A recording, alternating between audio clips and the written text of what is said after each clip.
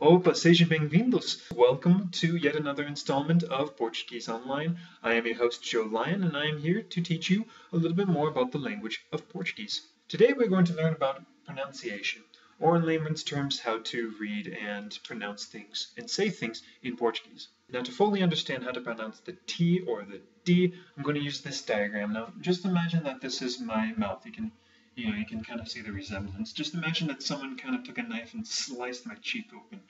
Okay, that was kind of graphic, but just imagine that so you can see the inside of my mouth. Here is my tongue.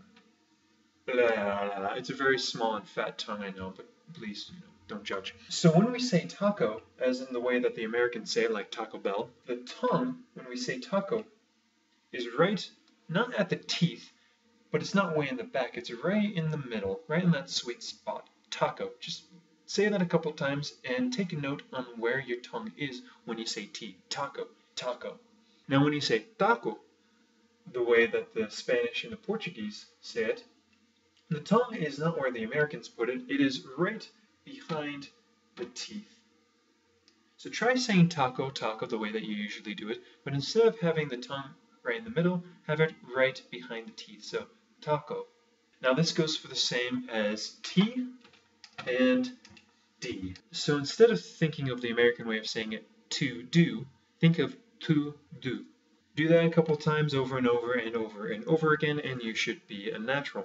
Now the T's and the D's are not always like this because Portuguese can get irritating that way. For instance, when you have a T-E or a T-I, no longer do you have a T and a T, you have a Ch and a Chi. That's right, the T-E and the T-I become a C-H-I.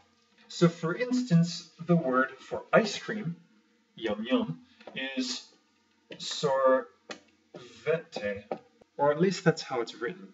But how they pronounce this in Brazil is sorvete. The T-E is a Ch. And this is the exact same thing with the D-E or the D-I. Instead of having a D or a D sound, you have a G. So think of the word truth, which is written as verdade, and there are places in Brazil, such as Curitiba, that does say verdade, but the majority of Brazil says verdade. The DE becomes a G.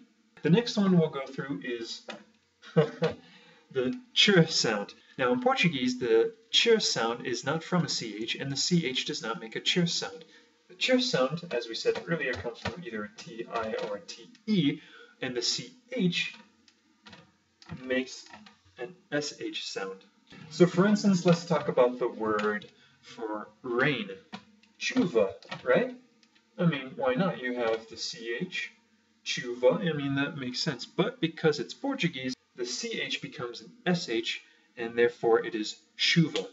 A little bit more practice. Now, what about the word chocolate? Because chocolate is actually spelled the same in Portuguese and English, as well as Spanish. However, because you have different rules of pronunciation in English and Portuguese, the CH becomes an SH, and the TE becomes a CH, as we mentioned earlier. So instead of chocolate, we have chocolate, or in many other places, chocolate.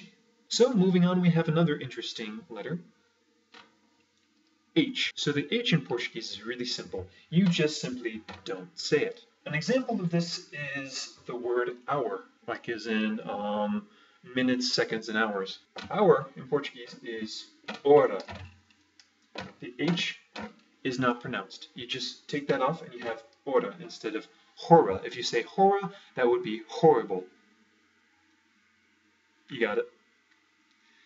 Just forget it. But unfortunately, it does not end there. H is very interesting to pronounce because if you have it, you usually don't pronounce it. However, it influences other letters within the word. Many people who are watching know a little bit of Spanish. Now, Spanish, in Spanish, is español. Now, it is written espanol, but please don't ever say espanol. What they do in Spanish is that they put this little accent in there, and it changes this N from a N sound to a N sound. So instead of espanol, you have español. It's a N sound instead of a simple N sound that we use in English. Portuguese does have this Nye, but instead of having this little squiggle on top, you just erase that squiggle and we put an NH in it. And we have Espanol, which is Portuguese for Spanish. Another thing that you can do with the H is you can put an L in the front, and you have something that is a lie. What? Lie is actually not something that we have in English. We do have it kind of in English. Just think of the two words tell and ye. Now if we say these two words really fast, you get a little bit of a sound that doesn't really exist in English, but we still say it. And that is with these two L's and this Y. Tell ye. If you take out the t and the e at the end, you have a ye. And this is really useful in Portuguese words that have the LH. For instance, if I were to fail, I would say fal you, which is kind of like saying tell you, except without saying the t at the end and just saying fal you. This is kind of a hard one, really weird. So just remember the tell ye, that weird sound that you make when you put those two words together. Whenever you see an LHE, that is a tell ye. Whenever you see a LHO, that is kind of like a tell you, or sometimes it's even a yo, depending on where you are in Brazil.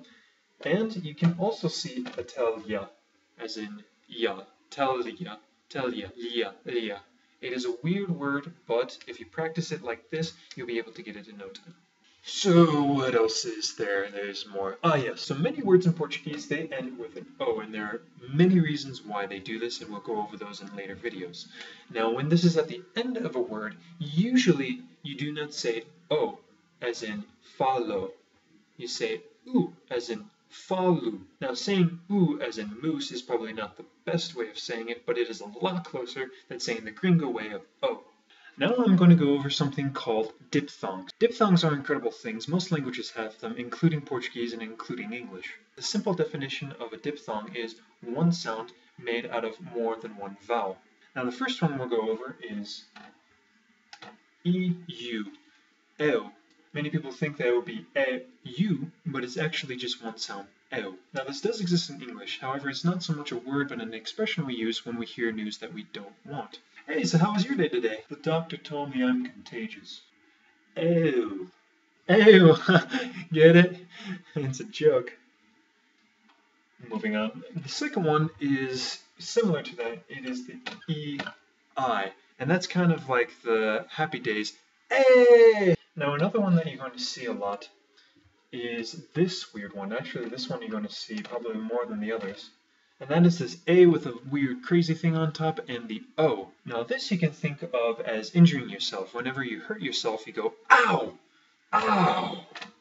Just say that, except instead of saying it through your mouth, you say it more towards your nose. So you kind of say it nasaled. So instead of saying ow, you say Now many times you see this behind the C with a crazy thing on the end. Sometimes it's that simple, sometimes it has this little 5 on the bottom. It's all the same thing.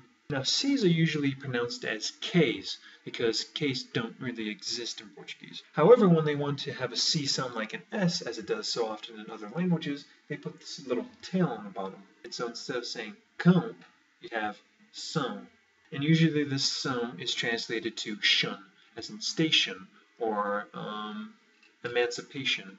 It is also used for other words that have nothing to do with shun, like for instance, lesson, like I am giving you this lesson, is lição. Remember the C cedilla, which is what this C with a little tail on is called C cedilla. The C cedilla is an S sound, and the AO sound is the ow, I hurt my finger with a nasal. So you have lição. Now another diphthong that they have, but is not really common, is the cousin of the nasal oi, and that is the non-nasal oi, as well as the cousin of the nasal as the non-nasal ow. So again, going through these, you have e, eu, remember the nasal, oi, remember the nasal, and these two which are not nasal, oi and ow. So the next time you see this, when you read something, you'll understand how to say them. Now there are many more letters, but I'm just going to end and finish with the pesky little R. The R is probably the most changeable letter in all of language. In French, you swallow it like a R. In American English, it's in the back of the throat like a R. In British English, it's a little bit light like teacher instead of teacher. And in many Romantic languages, including Spanish and Portuguese, it is flipped. Now, there's no simple way of teaching you an R. The best way that I can think of is actually just practicing trills. So instead of saying you say the kind of roll your tongue. Flipping an R is the same as trilling, except you only do it once. So instead of saying rock, you say rock. You only do it once. This is probably the only way I can think of that can teach you this. Ironically, trills actually don't exist in Portuguese. So for instance, many of you who know Spanish, you know the word for earth is tierra.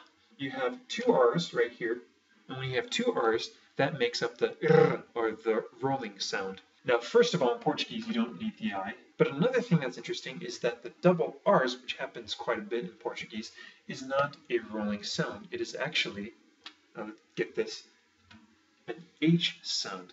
You don't say terra, you don't say terra, you don't say terra, you say teja. A lot simpler. So for instance, the word for dog.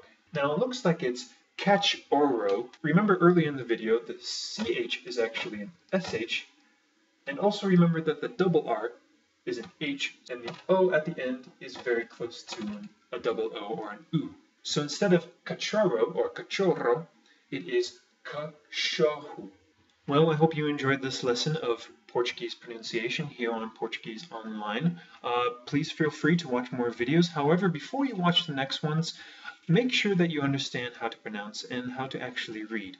Find some reading material and just try to make out the best you can on how to pronounce it. If you know anyone that speaks Portuguese fluently, particularly one who is a native speaker, read out loud to them.